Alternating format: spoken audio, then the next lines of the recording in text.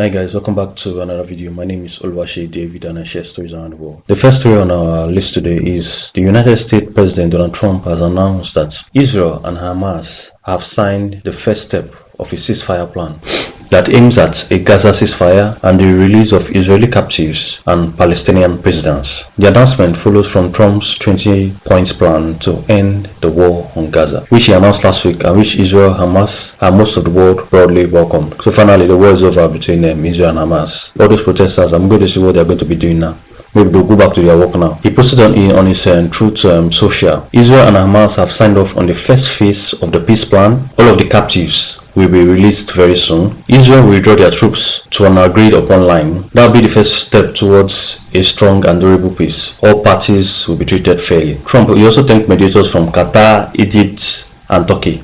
Maybe after this now they'll give him the Nobel Peace Award. He also said, "Blessed are the peacemakers." Finally, the war is over. No more shooting rockets here and there. No more bloodshed. No more children dying. There's an interesting report from the World Bank that 139 million Nigerians are living in poverty. The same World Bank that would advise Nigeria on what to do, the same IMF, now they have released a report that Nigerians are living in poverty. That the rate has risen from about 81 million Nigerians between 2019, now it has increased in 2025. An estimated 139 million Nigerians, representing 61% of the population, are now living in poverty, according to the World Bank. The report indicates that the country's poverty rate rose from 40% in 2019, equivalent to about 81 million people, despite the government's implementation of key economic reforms beginning in mid-2023. The key reforms are those removing of the fuel subsidy. The World Bank attributes the increase largely to a 6.7% decline in an average consumption between 2019 and 2023, with urban areas experiencing the most significant reduction. It notes that about three-quarters of the poverty increase occurred before the introduction of recent policy changes. You see, all this fuel subsidy that Tinubu removed that time is biting the people. The reform reference include unification of the exchange rates, phasing out of deficit monetization, and enhanced tax administration. The tax is going to begin in 2026. People are going to be poor because of that tax. Even the World Bank have even seen that Nigerians are really suffering. 139 million Nigerians, and we're about 230. That's about 61% are living in poverty. After Nigeria, will see they are the giants of Africa. When 61% of your nation are living in poverty. Now the presidency have denied this, saying, how did they get that figure? How did they arrive at that figure? Things like that. Is it not true? And Nigerians don't live in poverty. Look, the cooking gas have increased down. I'm going to share the story very soon. Cooking gas have increased because of the pregnancy strike. Affected cooking gas. Tinubu is about to borrow again. The next report, Tinubu seeks Senate approval for $2.35 billion loan and a $500 million sovereign sukuk. I don't know what the sukuk is. President Bola Tinubu has written to the Senate seeking approval to raise $2.35 billion in external loans to part finance the 2025 budget deficits and refinance Nigerians' maturing euro bonds, as well as issue a $500 million sovereign sukuk to fund infrastructure projects. You see all this money flying up and down. It's the same President Tinubu that said the economy is doing well. Why is he borrowing again? Borrowing here and there. We borrow from China, collect money from World Bank, collect money from the Islamic Bank. Every time I keep saying China, you see the kind of infrastructures they are doing in that country, you'll be marveled. Tall, high buildings, technology everywhere. Even their own TikTok is even different from the normal TikTok. The robots. Here's Nigeria borrowing again for infrastructure. What infrastructure are we talking about? Anyway, that's it. Nigerian minister accused of forging qualification resigns. These are the things we're talking about. When a government official is doing something wrong and they pressure him, he should do the right thing. Now this minister, he was accused of allegedly forging his school certificates. People called him out, and because of that he resigned. Now how did he pass all those hurdles? How did he pass through all those stages?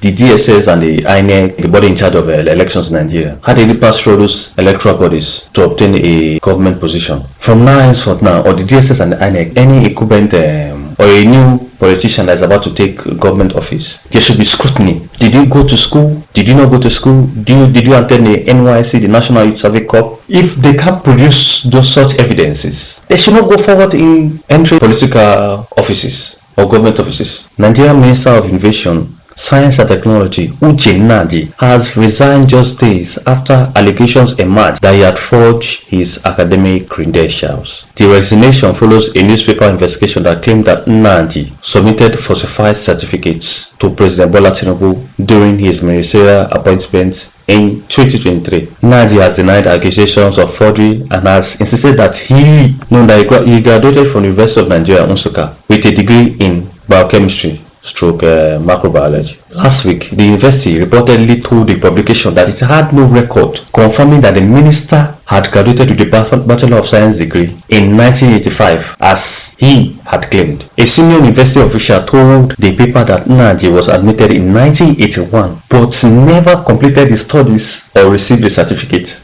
He was admitted though to school in 1981, but he never graduated. Nigerian activist Sowore on Thursday challenged political leaders from the southeast to join a planned protest demanding release of the separatist leader Nnamdi Kanu, accusing them of avoiding a cause to protect their political ambitions. Sowore said that a lot of young people have signed up for the protest, that they are going to be there to demand the release of Nnamdi Kanu. The man has been there in prison since 2021. Cooking gas scarcity pushes price to 300,000 naira per kg in areas in Ogun and Lagos. President of the Nigerian Association of Liquefied Petroleum Gas Marketers attributed the scarcity and sharp rise in the costs to a temporary supply distortion triggered by the Benghazi strike and internal maintenance at the Dangote refinery. You see, that strike that Benghazi did for a few days is what cost cooking gas. The average family cannot afford this cooking gas. 3,000 naira per kg. So